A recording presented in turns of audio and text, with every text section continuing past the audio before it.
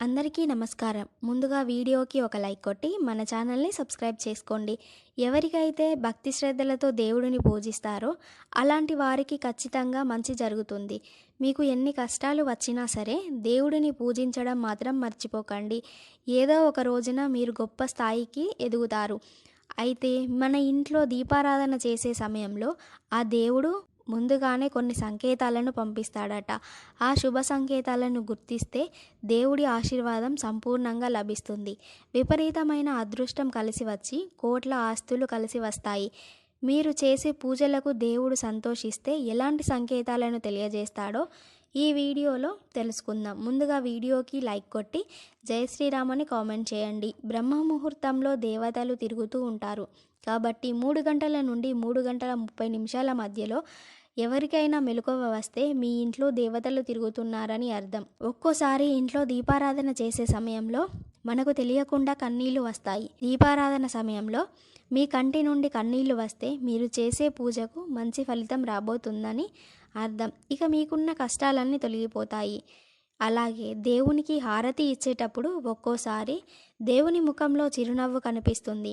హారతి సమయంలో దేవుడు నవ్వినట్టుగా కనిపిస్తే అలా శుభంగా భావించాలి. ఎవరికైనా ఇలా కనిపిస్తే మాత్రం ఇక మీ జన్మ ధన్యమైపోయినట్లే.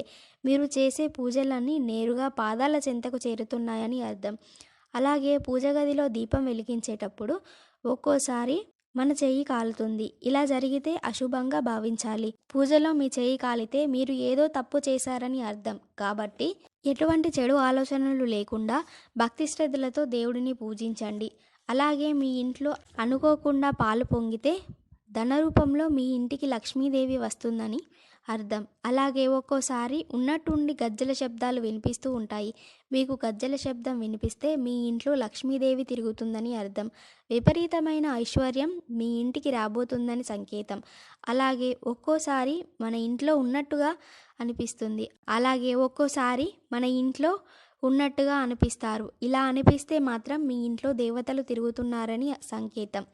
మీ ఇంటికి అదృష్టం పట్టబోతుందని అర్థం.